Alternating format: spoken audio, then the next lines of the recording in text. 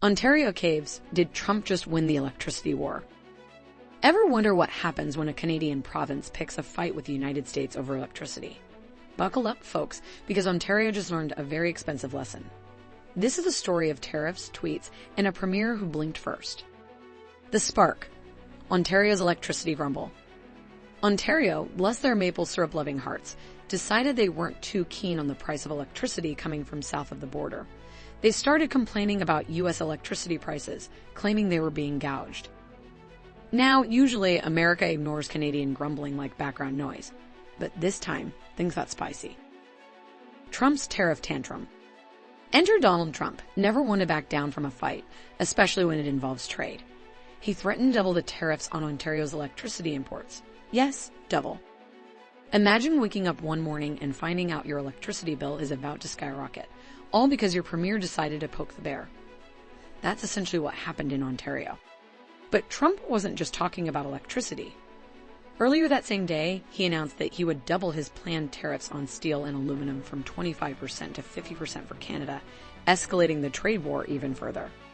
Trump justified the move by accusing Ontario of using electricity as a bargaining chip and threat, declaring in a social media post that Canada will pay a financial price for this so big that it will be read about in history books for many years to come. The message was loud and clear: mess with U.S. trade, and there will be consequences. The backpedal. Ontario surrenders. Faced with the prospect of economic Armageddon, or at least really expensive light bulbs, Ontario Premier Doug Ford did what any sensible politician would do. He folded like a cheap suit.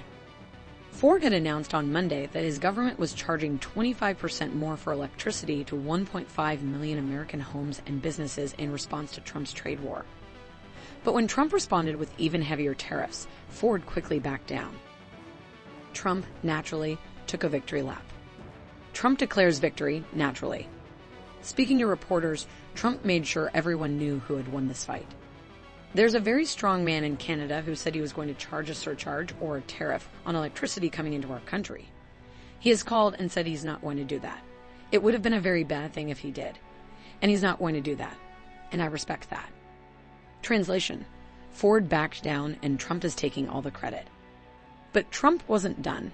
In a classic Trump move, he casually suggested that Canada should become the 51st state, dismissing the border as an artificial line that looks like it was done with a ruler. If Ford thought he was done dealing with Trump's antics, he was sorely mistaken. The American perspective: a win for fair trade.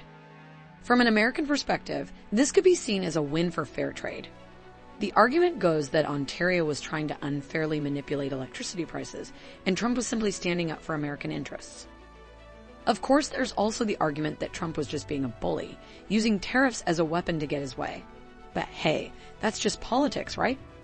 The political implications. Ford's fumble. For Doug Ford, this whole episode is a bit of a political embarrassment. He tried to stand up to Trump, and he got steamrolled. But Ford isn't alone in this fight. Incoming Canadian Prime Minister Mark Carney made it clear that his government will keep Canada's federal tariffs in place until the U.S. shows respect and commits to free trade. A senior official from Carney's team also confirmed that he won't be joining Ford in Washington for talks, essentially leaving Ford to deal with the mess on his own. So while Ford may have surrendered, Carney isn't backing down. The economic fallout. Who really pays? Ultimately, who pays the price for this little trade spat? Well, it's probably the average consumer on both sides of the border. If you're enjoying this analysis, don't forget to like and subscribe for more content like this. Canadians could have faced higher electricity prices if Trump had followed through with the tariffs. American electricity producers might have lost sales if Ontario had succeeded in lowering prices. Now, with 50% tariffs on Canadian steel and aluminum, industries in both countries are bracing for impact. This is what happens when trade wars go off the rails. The final verdict: a Pyrrhic victory. So, did Trump really win the electricity war? On the surface, it looks like a clear victory for the U.S., but in reality, it's more of a Pyrrhic victory. Trump may have won this battle, but he may have also damaged the long-term relationship between the U.S. and Canada, and that's a price that both countries will have to pay. Meanwhile, Carney's defiance suggests that while Ford might have surrendered, Canada as a whole isn't done fighting just yet. The Canadian identity crisis: are we too nice? This whole situation begs the question: are Canadians too nice for this kind of trade war? Do they let the U.S. push them around because they're afraid of confrontation? Or was Ford's retreat just common sense in the face of economic disaster? The American ego, is it justified? On the other side of the border, Americans might be asking themselves, are we standing up for fair trade, or are we just being bullies? Are tariffs an effective way to negotiate, or are they just adding more chaos to an already uncertain economy? These are questions that matter, not just for U.S. Canada relations, but for America's reputation on the world stage. The global implications, a warning to other countries. If there's one lesson from all this, it's that the U.S. isn't afraid to use tariffs as a weapon.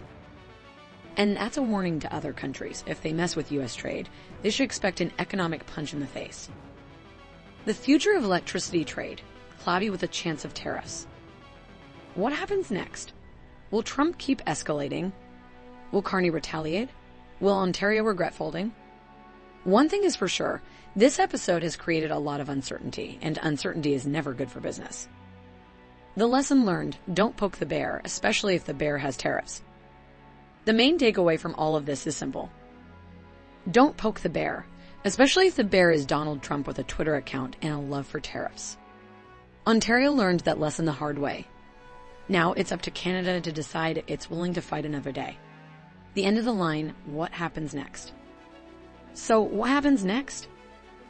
Will Trump keep escalating trade tensions? Will Carney find a way to negotiate better terms? Will Ford ever recover from this political embarrassment? Only time will tell. But one thing is certain, this isn't over yet. Thank you for joining us in this analysis. If you liked it, subscribe to the channel and turn on notifications to stay updated on our upcoming videos. See you in the next one.